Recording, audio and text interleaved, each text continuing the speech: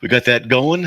And if you guys want to watch the show, you can go to carm.org/carm.org. And on the homepage there, um, you can just go on the right hand side. You'll see my face. Not a big deal, but you can go and click on all that kind of stuff, and you can see where everything has been. Uh, all the links and stuff like that. You can watch me sitting here. Not a big deal, but people like to watch sometimes. So I'm just giving you a bit of a heads up on that. All right. So why don't we just jump right on the calls? Let's just get to Matt from Wisconsin. Matt, thanks for calling back. Hey, can Hey, you hear me? yes, I do. I hear you. Hmm. Okay. So I think you remember me. I was the guy that called last week about Deuteronomy 22 Hmm. towards the end of the show. Yep. And so, you encouraged me to call back, and I had originally planned on calling back to kind of further discuss that chapter and that passage. But over the weekend, I started thinking, and there was something else that came on that I thought of that I kind of wanted to talk about instead. So I'd Sure. rather go that direction, if that's okay. Sure. Up to you. Okay. Hmm. Right. So this thing I'm talking about is there's kind of this whole big picture. There's three facets to it, or three parts. And I know the questions that I'm going to ask, you're probably going to want to ask me, like, whether or not I have a moral basis for this, or what basis do I judge this. And I'm willing to talk about that, but I just kind of wanted to get into the overarching narrative, I guess, before I discuss that question. So Okay. I was wondering if you could reserve asking that question until I cover all three parts. Does that sound okay? I don't know. It all depends on how it goes, because I generally don't like people to give Okay. too much stuff without responses. If it goes on and on and on, I'm not going to give them a platform to speak against our Lord. So it just depends. Okay. Yeah, that sounds fair. I just, thought I'd ask. Hmm. So the first thing that I wanted to get to, I said there were like three parts to this. So the first part involves a question with the story of Samson. And so, that story, the Israelites cut off his hair and his strength was weakened, Hmm. and they, plucked his eye out, and they had him imprisoned. Okay. And then, he went to that Philistine palace or temple, or whatever it was. Mhm. And there were 3,000 Philistines standing on the roof. Mhm. And so Samson went there, and he was able to, his hair would grow back, and he was able to get his strength back. Yeah. And he pushed on the pillars, and he sacrificed himself, and those Philistines died in the process. Yeah. And and so, I mean, to me, the idea of somebody's hair being, or somebody's strength being controlled by the length of their hair, seems kind of silly. And then the fact that, Well, let's talk about that. the Philistines, the Philistines, they knew his hair was the source of his strength. Yet when he was in prison, they didn't cut his hair, because that just seems like plot convenience. And then the fact that 3,000 people could stand on a roof that was supported by two pillars kind of doesn't seem to really make sense to me. But all that's Well, kind hold of on. beside the point. Yeah. But so Let's look at it. Okay. So you yeah. raised objections in three things. So he was a Nazarite, which means not to cut his hair. It was certain laws and requirements that were demonstrations of their sanctification before God, and to cut that hair was a violation of the Nazarite vow. So this is why. So God had called him to be what he was and said, "Don't cut your hair. This is part of the Nazarite vow." When he did that, okay, then it was broken. So it's not resting in his hair. It has to do with the covenant and the Nazarite vow system. Okay. So what was the Okay. other thing? So that's that. So what's the other thing? There were three things. We'll tackle the 2,000 people later. No, because those things were just like, that wasn't part of the overarching thing I talked about. Those were just like little tidbits that I kind of took issue with. Well, you But raise like, them that's up. not part of it. So, Don't raise them up if you don't want me to talk yeah. about them. Okay. Yeah. Okay. So go ahead. Okay. Yeah. Yeah. You got a point there. Okay. So what was the second one you raised? I forgot so the second one. the second thing I said about how, the Philistines knew that they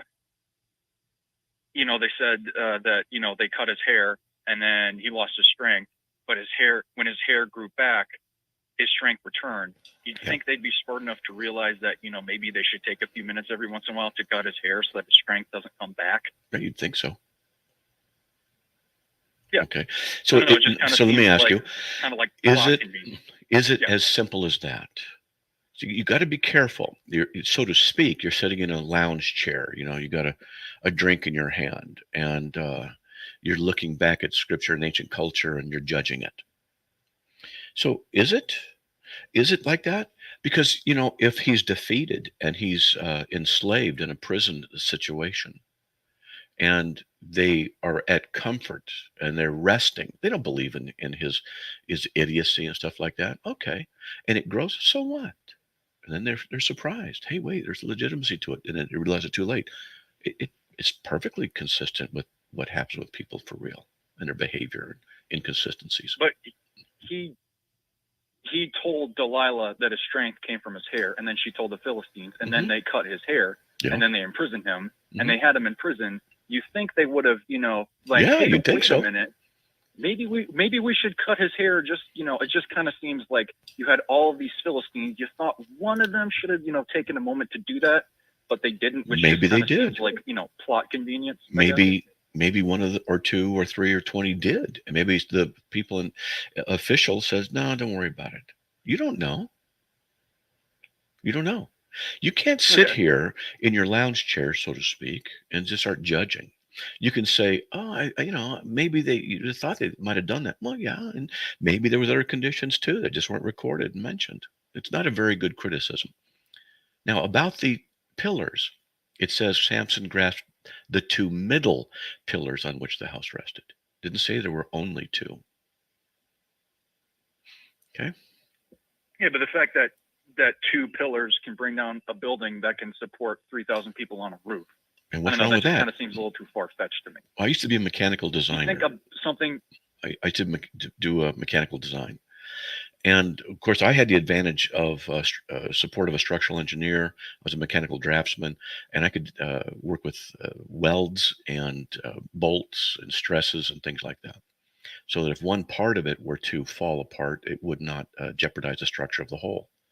But that's not stone and wood in an ancient culture where they would have vertical things and not necessarily trellises and things like that. And they could have two humongous pillars that were, the middle on display, where he was put on display.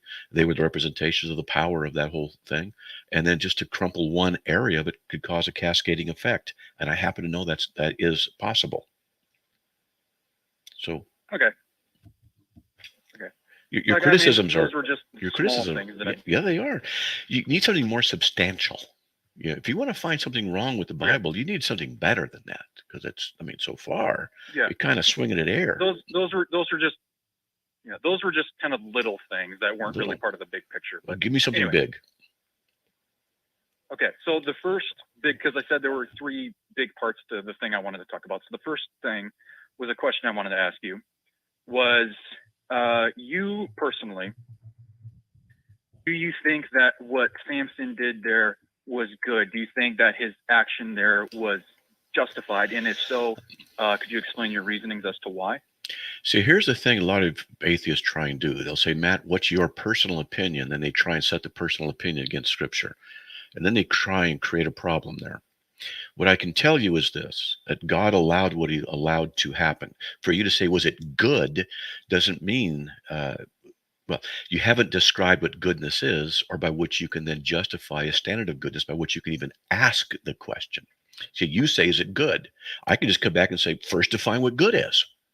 Then we'll answer it, because you're presupposing a certain value, and yet you haven't defined what the value is. And if I answer according to an undefined value, then you try and use it against me. That's a technique that the atheists often do. So my response generally is, okay, first of all, before I can answer the question, you have to define what good is. You say, is it good? I'll tell you what good is first before we know. We have to have a standard. So what's good? Do you want me to kind of answer the whole morality question from an atheist standpoint? Okay. Well, So I define kinda what wanted good to is. talk about this later, but I guess Define what good is. if you're bringing this up now, I guess that okay, I will. Okay, so I know you've had a debate with Scott Clifton before, correct? I don't know. I've had debates with lots of people. Okay, because I believe you had a debate with a gentleman by the name of Scott Clifton, Okay, and maybe. he was able to. Anyway, he was able to come up with, I think, this quite a good definition of morality that isn't, What's his contingent definition? on any kind of religion. What's his definition? So his definition is, I don't know if I'm saying this verbatim, Okay. but with both morality and immorality, he says a particular action is moral or right if it somehow increases happiness, health, and well-being, and or it somehow minimizes unnecessary pain, harm, and suffering, or it does both. And a particular action is immoral if it somehow decreases happiness, health, and well-being, and somehow increases unnecessary harm, suffering, or pain. It does both.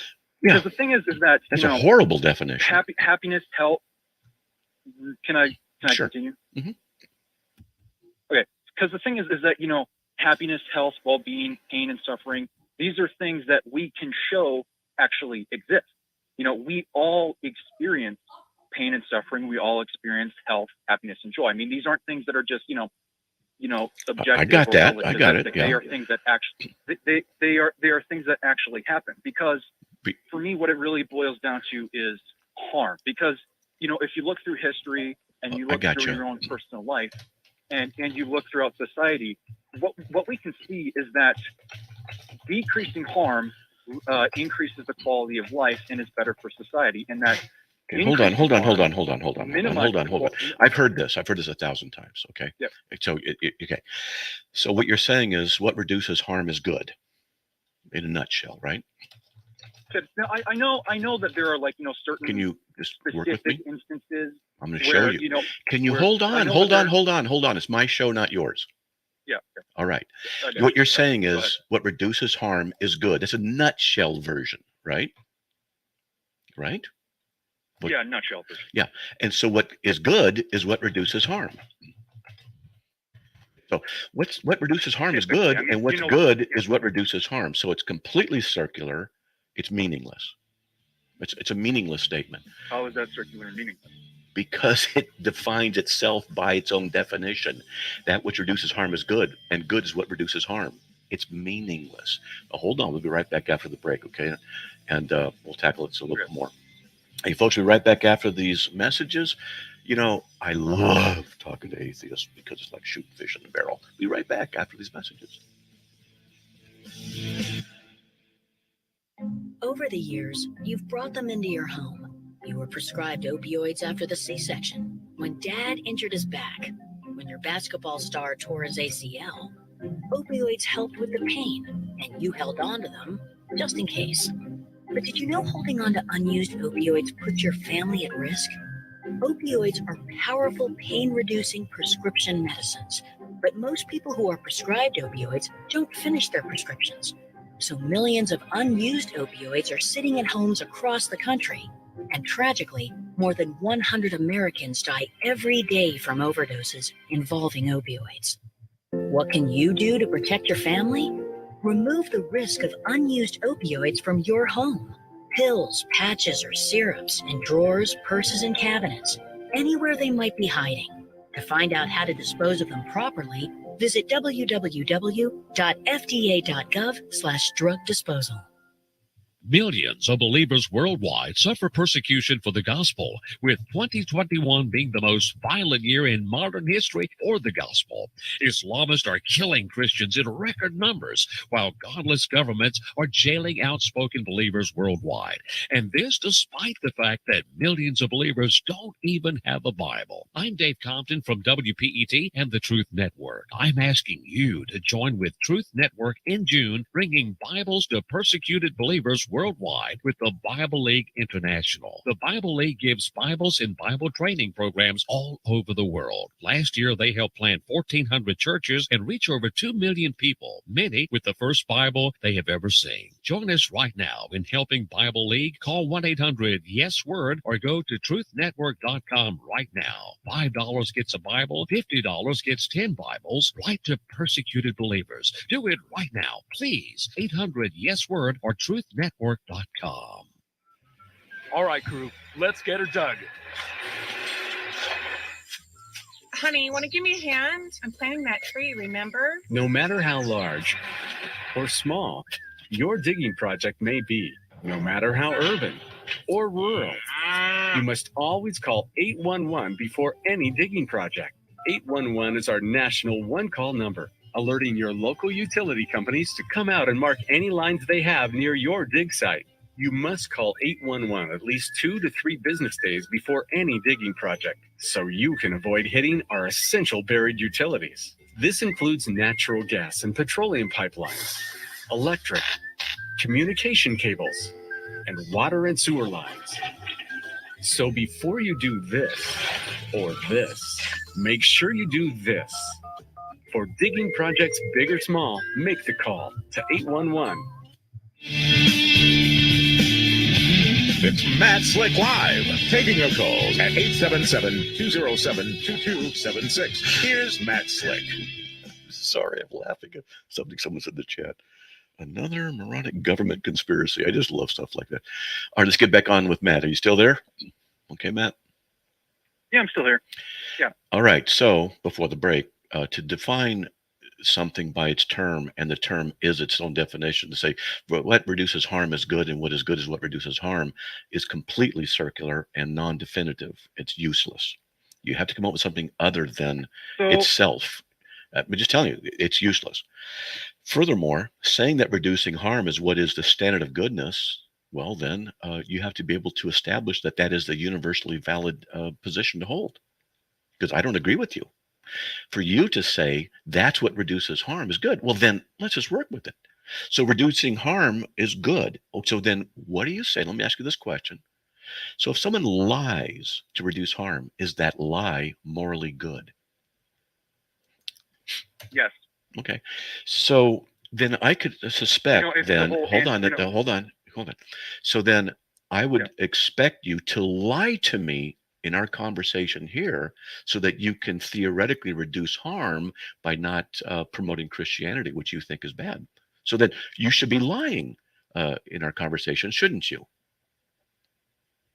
No, I said that there are specific instances that, of course, you could debate. Now, well, is Christianity good? Is lying, Christianity good? Is Christianity good? Do I think Christianity is good? Yeah.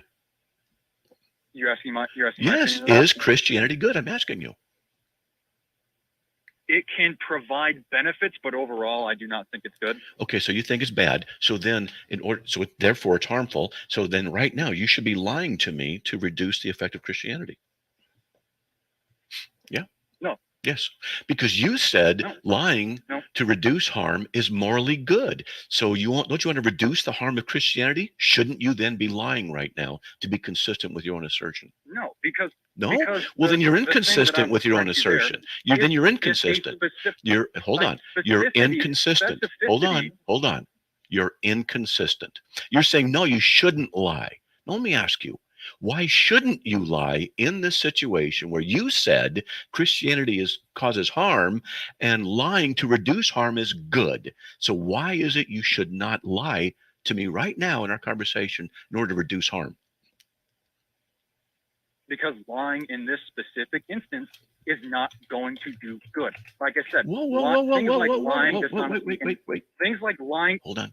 In this specific instance? So can you give me an instance on radio where lying would be the right thing for you to do about Christianity? On radio, I can't think of something that's necessarily specific to that instance. So then, how about TV? TV? Let's say, I'm holding your feet to the fire, and you're starting to get a little bit singed here. This is why you're trying to overspeak. Now, here's something else. If you say that an action is good ontologically, you're saying an action is good. An action is good or bad. That's a problem. Because morality is not an action. Morality is an attitude. It's an abstract entity. It's a concept that occurs in the mind. Morality is experienced. But nevertheless, to say that an action is good is to say there's a necessary moral quality to an action. But if that's the case, then if the same action occurs in different places and different times, then it obtains a transcendent, immutable quality, right? I guess so. Okay. So then how do you as an atheist defend the idea of universal moral absolutes which require minds? Okay. That's something I'm not saying I'm the smartest guy in the world or the biggest philosopher. So Okay, that's, let me help you you're out. talking about things that, again, you've been doing this for a long time, so you know a lot more than I do. Which is how I'm what my quickly, debate. it's how I'm quickly able to get to the heart of the issue and undermine your position with simple logic, using what you say and what logic requires. If you say an action is moral, any particular action is moral action, then what you're saying is the action itself has a moral quality assigned to it, or that is in its physical action. A rock rolling down a hill is a physical action. One man slapping another man is a physical action. So let's use the idea of a slap.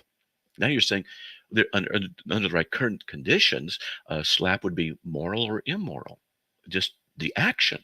Well, then that means that when the exact same action occurs someplace else, it has a moral value. But what you're saying is it's now transcendent. But you see, the problem is morals don't exist under rocks. They exist in the heart, in the mind. But you're saying there's a universal moral quality to an action because it's transcendent, because when the exact same action occurs elsewhere, it has a moral value. But you can't have that in your atheistic worldview. It refutes itself. Your position makes no sense. I'm just trying to help you out here and show you. Okay. So can I get to the other points that I was trying to get to? Because I had the Sure. three. Well, Because but you've been asking, you you've need been to asking me questions. I've been sure trying to you, answer, and I was. you need to jump up higher now because now that I've cut your legs off, it's going to be harder to reach the higher levels of argumentation. But go ahead, try. Okay. So the first question out of the big three that I had was from the Christian perspective, from your perspective, do you personally think that what Samson did there was good? Do you think that his action there was justified? Define good. I'm asking you. Well, goodness is that which corresponds to the is, character of God. That's what good. It's a universal quality that emanates out of God and is reflected in certain circumstances. So when people do things that God uses, it doesn't mean the action itself is in concert with his holiness, but God can certainly use bad things, non-good things, for a greater good. So there you go. Okay. So you think that what he did there was good and justified? I didn't say good and justified, did I? You're not listening. Now, I'm going to tell you, I do a lot of discussions with atheists, and I'm not trying to be insulting here, okay? But I'm telling you that a lot of times the atheists display a lack of critical thought.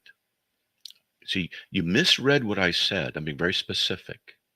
I said, God's goodness is what corresponds to the character of God.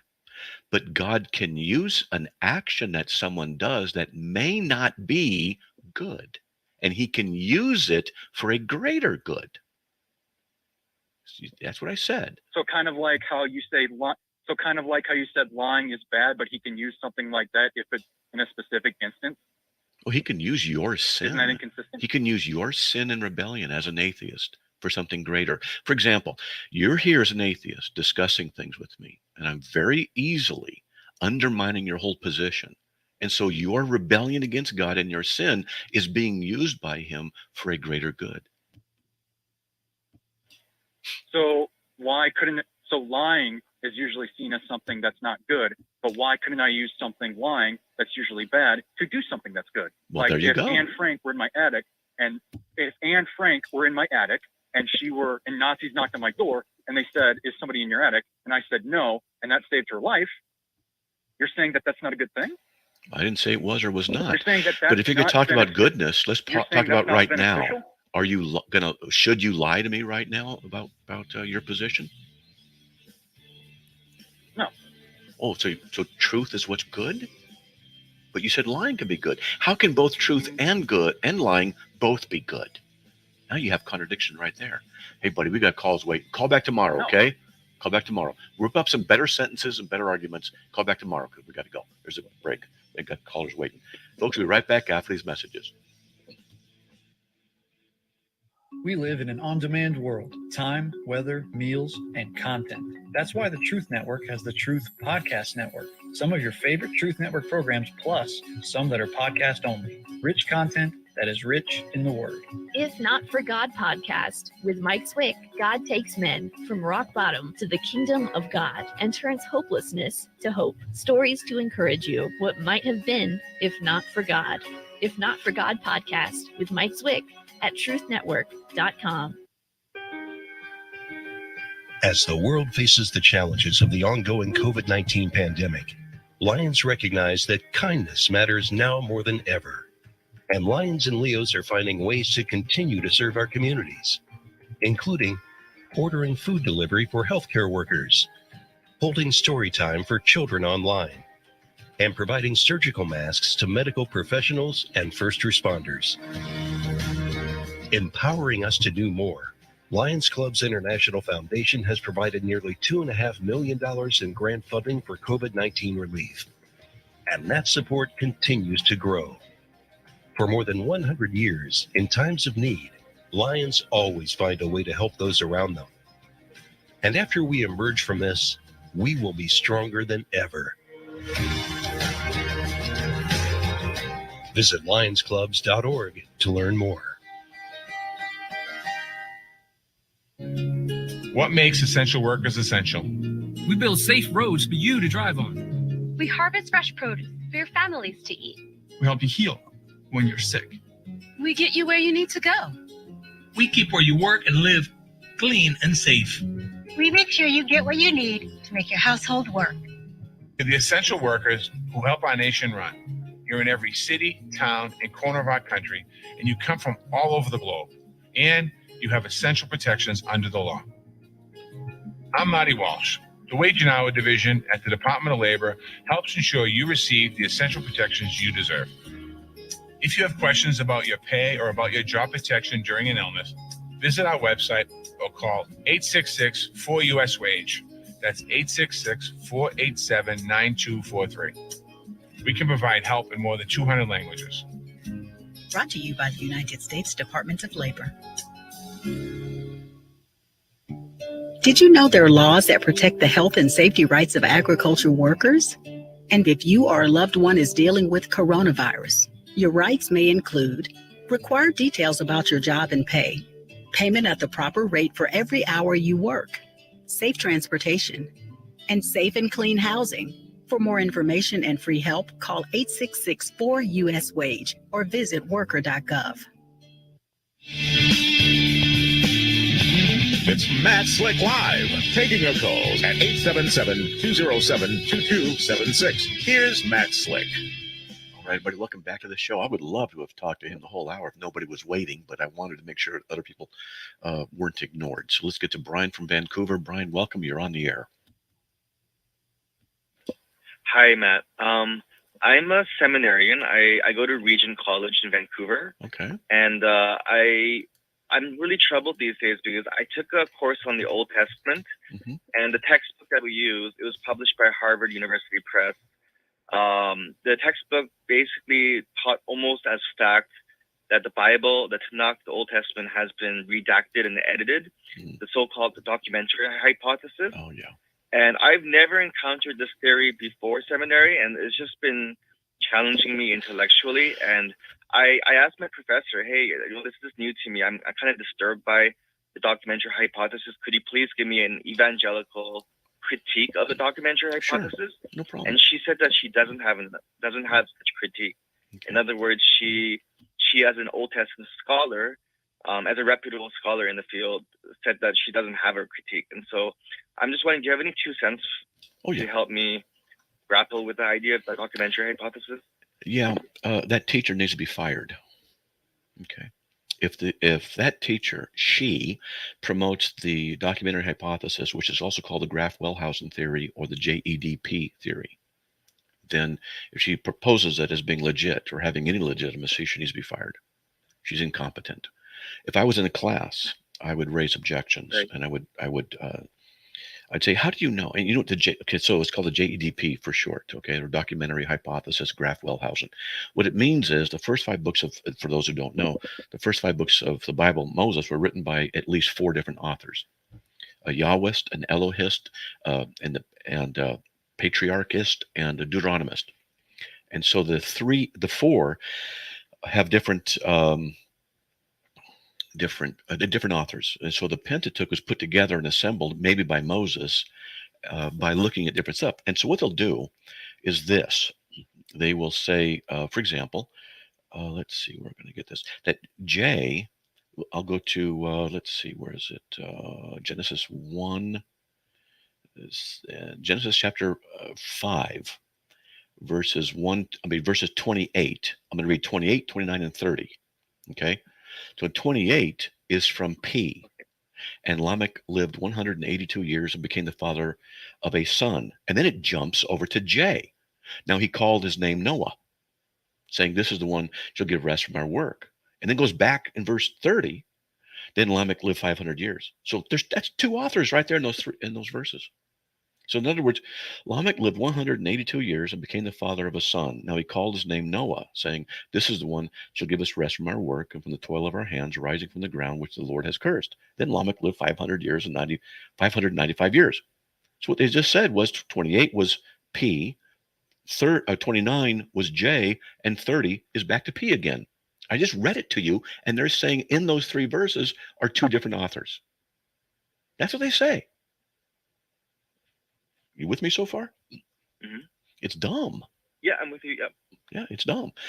How about this is 11, 12, and 13. In the 600th year of Noah's life, in the 2nd month, in the 17th day of the month, in the same day of all the fountains of the great deep burst open, the floodgates in the sky were opened. And the rain fell upon the earth for 40 days and 40 nights. And those that entered, male and female and all flesh, entered as God had commanded. So you see, that was 2 different authors in those verses, but they're coherent. It's called the Graf-Wellhausen theory, and it's arbitrary. What they did, these so-called scholars, they go and look at the Hebrew, and then they say, hey, we see differences of patterns in the writings, and so we're going to tell you that there's different authors. That's what they're going to do. That's the whole thing, is they perceive different authors. Now, are there different authors? Well, no, because Jesus, he equated all of the areas, JEDP, he equated them all to Moses. I got an article I've written on this, okay? Furthermore, I remember doing this back in 1999. This is when I wrote 2 articles on this, 1999. And it was a Sunday, and I'd been studying JEDP. And I wanted to write it for this Carm website I've been got, and so I remember going, okay. So I've been thinking about it for a few days, researching and reading. And I got up before church and I wrote what the Graf-Wellhausen documentary hypothesis was. I wrote it. And then I went to church and I came back and I wrote a response to it. The same person wrote 2 different articles on the same day on the same topic. You with me so far? Yep. So I wrote it in WordPerfect. Back in that day, it had what's called a grammar analyzer. And so I ran both articles that the same author wrote on the same day on the same subject. Now, one was explaining what it was, and the other was refuting it. And so the Flesch Kincaid grade level of explaining it was 13.64, and answering it was 10.35. So the first one is written on college level, and the other one was basically a sophomore in high school. The passive voice, both were 9%. So I write in passive voice a lot. Sentence complexity, explaining the JDP, was 60 out of 100, but in answering it was 43. Vocabulary complexity, explaining it was 38, and answering it was 22. Now, obviously, 2 different people wrote it, right? That's JDP. Right. That's what they're doing. Okay. Thanks. I really appreciate it. So you published an article on the website? Yes, if you go to CARM, subject matter, just look up documentary hypothesis or look up JEDP, you will see the articles. One's answering and one's explaining. It's simple. Okay. And the way I write is very quick. And I get to the point, let's move on. That's what I do. And I wrote this back in 1999. All right. Wow. Yeah, I'm 65, been doing this for a long time. So you can go through there and you can check. Yeah. Now let me tell you, these guys, let me tell you, I've been in college classes with professors in a secular environment, and they would raise stuff like this and other things. I just ask questions. You know, if someone said JDP, 5 theories, and this is what the 4 authors, I'd say, how do you know that? Well, because the scholars said so. What scholars? And is it true that my scholar can beat up your scholar? Because Jesus equated all of them to Moses. So is Jesus wrong in seminary? Was it wrong? You know, for professor, was he wrong? Well, no, it just didn't really. So Jesus didn't know what he was talking about. Is that what you're saying? I mean, I ask these questions. I ask difficult questions in class. And say, so give me this straight. So we can read through. So I happen to have some information right here. Let's read through some of the verses, and then you can try and tell me how you can get J or D, a JDEP out of them. Can you tell me what's so different about them? Oh, you don't know? Have you read any books that refute JEDP? Because they're out there and they do a great job of refuting them. Have you read any books? No. So you're only presenting the one side in that attacks the Word of God. So you're going to a liberal seminary. I really, really appreciate it. Yeah. Yeah, well, it's Regent College, and it's considered an evangelical seminary, but I think theological liberalism has creeped into this seminary. And like I said, my Old Testament professor, she said she didn't have an evangelical critique, and that she, as a credible scholar, in this field, she has to subscribe to a lot of these theories.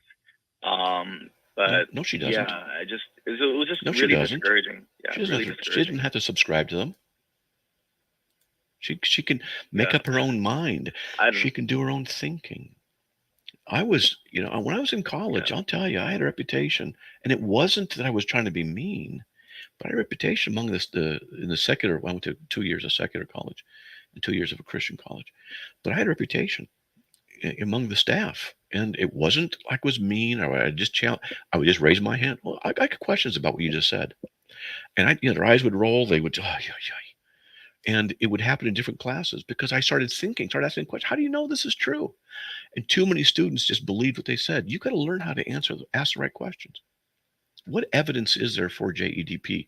And you got to do some research, but you're in seminary, so that's not really fair because you're just drowning in homework. I know what it is. I got my MDiv in 1991. I remember. So, but go there and take a look. Okay. If you have any questions that come up because of this seminary, you call me up. All right. You call me up. All right. All right. Thank you so much, Matt. Appreciate your time and input. All right, man. Okay, God bless, buddy. Oh, man. Liberal seminaries. I think seminaries are good, but liberal ones. Mike from Winston-Salem, welcome. You're on the air. Okay, am I up? You are on. Oh, and now you're off because there's a break. Sorry, brother. Okay. There's a break, man. We'll get right back to you after the break. Hold on, okay? Hey, folks, we'll be right back after these messages. Please stay tuned.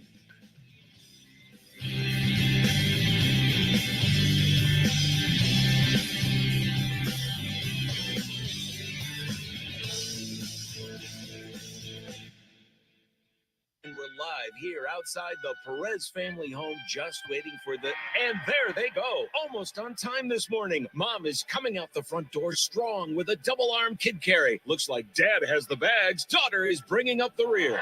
Oh, but the diaper bag wasn't closed. Diapers and toys are everywhere. Ooh, but Mom has just nailed the perfect car seat buckle for the toddler. And now the eldest daughter, who looks to be about 9 or 10, has secured herself in the booster seat. Dad zips the bag closed, and they're off. But looks like Mom doesn't realize her coffee cup is still on the roof of the car, and there it goes. Oh, that's a shame. That mug was a fam favorite. Don't sweat the small stuff. Just nail the big stuff, like making sure your kids are buckled correctly in the right seat for their age and size. Learn more at nhtsa.gov/the right seat. Visit nhtsa.gov/the right seat. Brought to you by NHTSA and the Ad Council. In this modern day culture, have you ever thought of yourself as a shepherd? This is Real Family Life with marriage and family expert Dennis Rainey. We are supposed to be in charge of our kids. We're supposed to be shepherding our children. We're supposed to be authorities in their lives. So often, the majority of our communication clusters around rules, correction, and discipline. Rules without relationships does equal rebellion. In families without relationships, rules are valued more than love and learning. You know where we see this type of family most? We see it where one of the parents is a dictator. That's right. They're more concerned about obedience than they are about having a relationship with their child. Let me encourage you today to value your children. Love your children. Help your child understand that they were made in God's image and that He loves them so much that He died for them. Don't just tell your children what to do and what not to do. Instead, pursue a relationship with them. Be their shepherd. One final thought. God does more than just give us rules to live by. He desires a personal relationship with us. We should desire the same thing for our children. I'm Dennis Rainey, and that's Real Family Life. Most of us like to be out in the sun. That's why sunscreen and other safety measures are key to protecting your skin from aging and cancer. The FDA recommends using a sunscreen with a sun protection factor, or SPF, of 15 or higher. Also, look for broad spectrum on the label. That means both harmful ultraviolet A and B rays are blocked. UVA rays age the skin, UVB rays burn, and both cause cancer. But the perfect sunscreen doesn't. It's Matt Slick Live, taking your calls at 877-207-2276. Here's Matt Slick.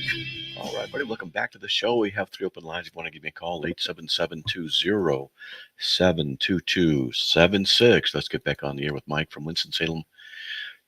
You're back on the air. Okay, thanks.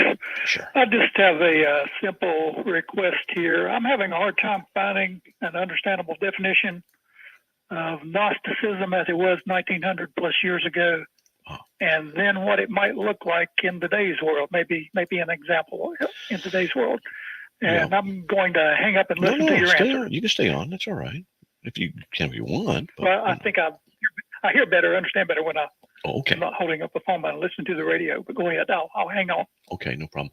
So Gnosticism is an ancient heresy that taught that salvation was through gnosis, or knowledge, Gnosticism, and that the only way to God, the true God, was not through Christ, but was through special revelational knowledge that the Gnostics possessed.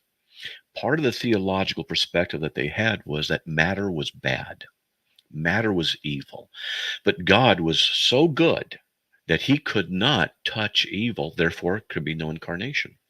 Furthermore, in order for Him to work in the material world, He had to have demiurges, or you had to have go-betweens. He created lesser divinities that would then act upon the physical world and carry out His wishes. And so there was a disparity. There was, through the lesser created beings, there was good and evil that manifested. But you got to understand, matter is evil, and that truth is by knowledge. Now, what are some modern Gnostic leaning kinds of things? Within Christian thought, we have Gnostic ideas in the name it and claim it. people who say you have the knowledge of God written in the word, and your words have spiritual power, and you can proclaim what the truth is, and in that you can be saved from material problems. It's a Gnostic kind of a thing. It's also occurring in the New Age movement. It's heavy in the New Age movement, and a little bit of it is in the New Apostolic Reformation movement as well. Okay. Okay, so you said they consider that matter is evil, and what was the second part of that statement? Matter. Oh, I You said forgot. matter is evil. Yeah, matter is evil, and so therefore, in Gnosticism, so therefore, God could not become incarnate because He's not evil. Matter's evil. There could be no incarnation of the divine. Okay. Okay. All right. Okay. All right. Well, I Anything still else? have the same problems we had back then. Okay. Thank you. Yes, that's very true, Mike. Very true. Okay. All right, buddy. God bless. Thank you. Okay. All right. Let's get on the air with Nelson from Bakersfield. Nelson, welcome. You're on the air. God bless, Matt. Yes. Mhm. In John chapter 17, I was looking at this several weeks ago, and something dawned on me like, wow, maybe you could explain what it means. I have a couple of thoughts, but I just don't know which one I lean on to. Between the beginning of verse 12 and 11, where it starts, where Jesus says, Holy Father, can you read John 17? At that section there, the end of verse 11? Well, verse 11, John 17:11 says, I'm no longer in the world, and yet they themselves are in the world. And I come to you, Holy Father, keep them in your name, the name which you have given me, that they may be one even as we are. Okay? Yes. The thing that gets me, it says the name that, your name, he says to the Father, your name, other sections, I think verse 6. And Which you've given me. Yeah, which you've given me. What name is he referring to? Because he says, I think the name. His name. Father is also. His name is Wonderful Counselor, Mighty God, Eternal Father, Prince of Peace. Name in the culture wasn't a name like Bob or Frank. It was like the Indians, where's Running Bear? Like Methuselah meant when he dies, it will come. Okay, so Matthew, I just have because my name means gift of God. And you have Nathan, which comes from the Hebrew to give. So a genealogy of Genesis 5 is a bunch of names, like Adam means man, and Noah means rest or peace. So when he dies, it will come is Methuselah. And when he died, that's the year of the rain came, incidentally.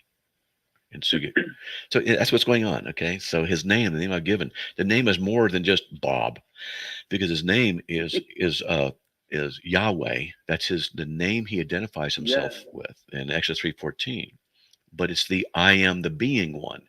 Jesus says in John 8:24, unless you believe that I am, you'll die in your sins. In John 8:58, he says, before Abraham was, I am. He says, I am no longer in the world, yet they themselves are in the world. And I've come to you. Holy Father, keep them in your name. In what you are, your representation, the truth of all that you are, the name you've given me, that they may be one even as we are one. Okay? Yeah, because I know that I'm oneness to try to say that, see, that the name of the Father is Jesus.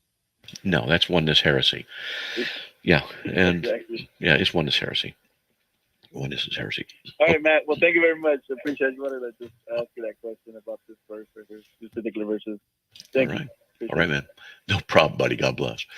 All right, let's get to Janet from Raleigh, North Carolina. Welcome. You're on the air. Thank you, Matt. I just have a quick comment. I just wanted to say that I have never seen anybody talk to an atheist like you did, with the confidence and the scripture and all that backing. And it's such a beautiful thing to see that as Christians, we should be able to give an account for what we believe. And to refute somebody that's not an easy thing to do. So I kind of listened to you for a minute, and I was like cringing. I was like, how's he going to get himself out of this?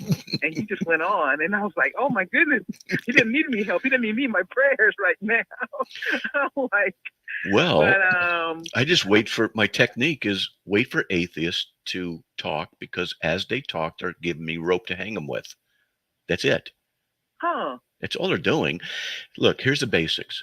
They have no foundation by which they can make any truth statements.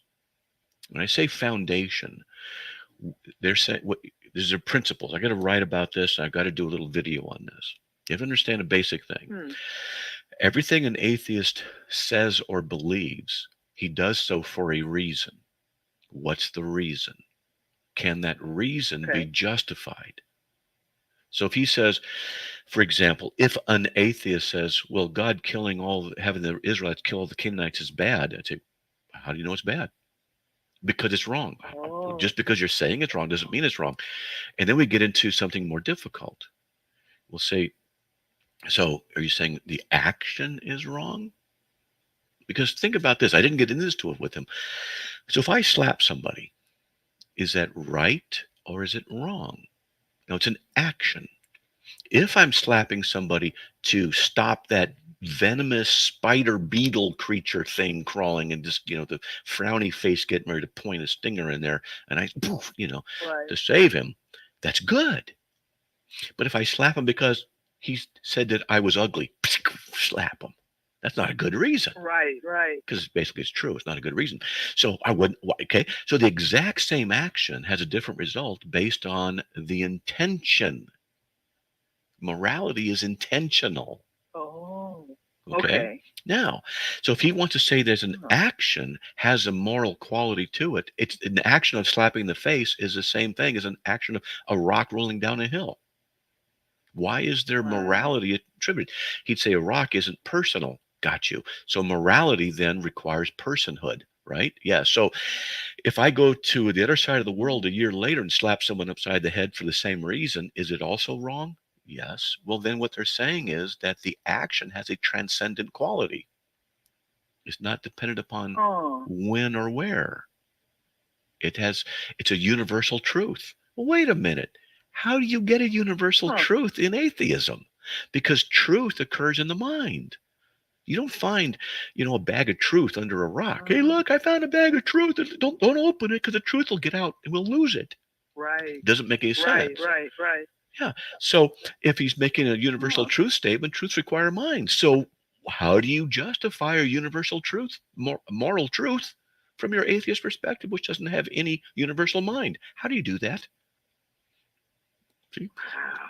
Wow. See, then they're That's just amazing. Oh, it's easy. And so the thing is, they don't realize they're in a cracked cement canoe. They're trying to paddle upstream and they're getting nowhere. What I don't understand is if they listen to what you're saying, which makes total sense, then they would change their thinking. But they seem to continue to go on trying to chump you up, trying to trick you or, get you to persuade you to think differently. That's right. Because they think, I could go on. They think that what they're thinking is correct. They think they have a point. But all I have to do is pretend I'm a 5-year-old, which isn't too hard, and just say, well, why? Well, why? So when someone makes a claim, it's called JST, justified, or JTS, JTB, justified true belief. What's the ultimate foundation by which they then claim that something is true? Now, if they go in reverse and ask you why, easy. You're able to answer that? Yeah, easy. It rests. Yeah, truth. Truth is that which corresponds to the mind of God, the Trinitarian God. Okay. And so when someone says, well, how do you know God is good? Because he tells me. Well, they don't like that answer. Well, how do you know? What standard of good, Matt, do you have by which you can judge God? Well, that's exactly right. I don't have a universal standard of good outside of God. Because if you're going to imply that God somehow did something wrong, you're implying then that you have access to a universal standard of good that you then can apply to God. Right. So what justifies your universal standard of good? Don't ask me questions like that. I've had atheists, when I start doing this to them, they'll say, no, I'm not talking about my view. I'm talking about your view. But you're talking about my view from your view, because it's what's called an external critique.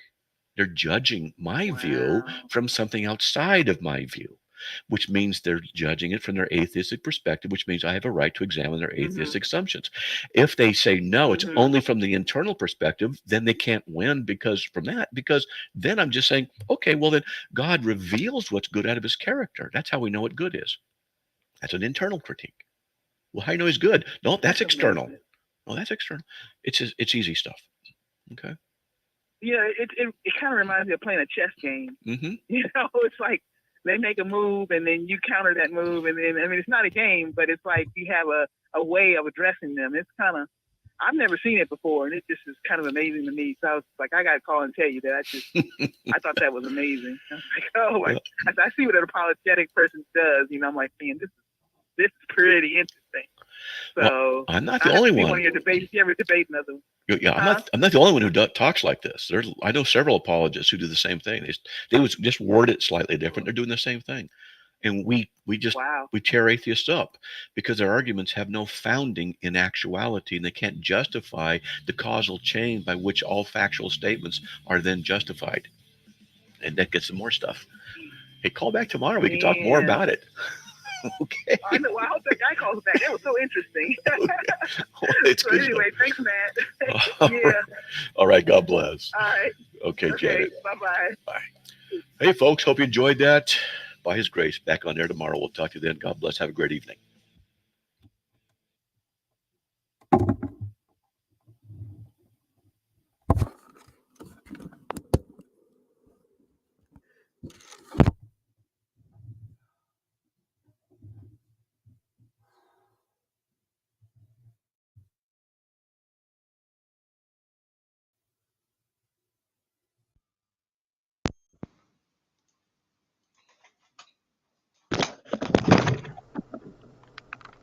All right, welcome to the room. I have got to get out of this shirt. You know, guys, I'm hearing some feedback from somebody. I think it's from you, Charlie. It probably is. I've got to get on a different audio system here. Hang on, I'm going to switch it. Yeah. Oh, so it's starting to get. Maybe you can mute yourself because I'm hearing myself talk. Oh, there we go. And so I'm going. I have a portable headset, people know, and anybody wants to come in, I put the link in. We can talk about stuff. You know, I should do that atheism thing and just do a dialogue, or have a mock dialogue or something. It'd be fun. I just thought of something. It'd be fun if I could argue against myself, left and right.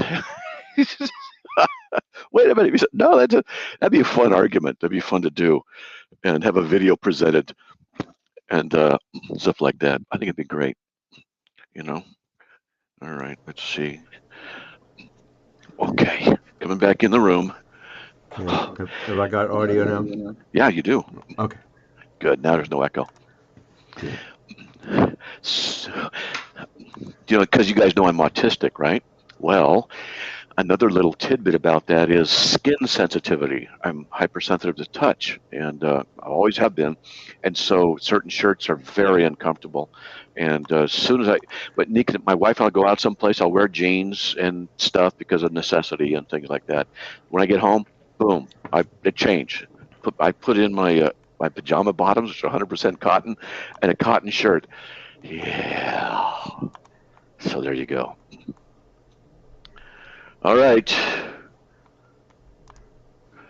Did you guys enjoy that conversation I had with the atheist? Plays 3D chess, atheist by playing checkers. Yeah.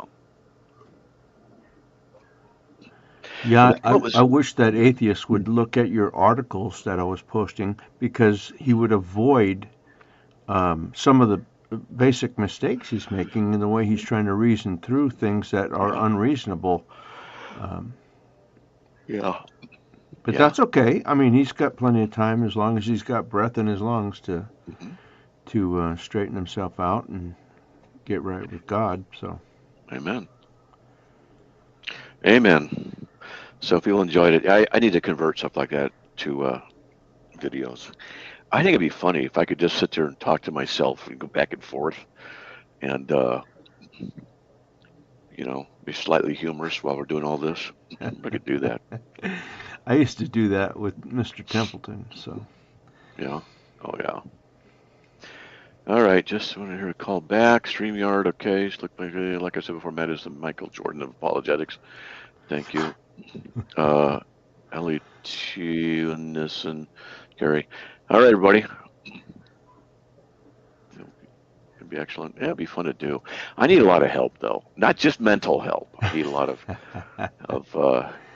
help, on editing and videoing, and because I need a situation. What'd be good is a dark background and just 2 chairs, light on each one, and you see me sit. You do a trick of photography where they do the doing.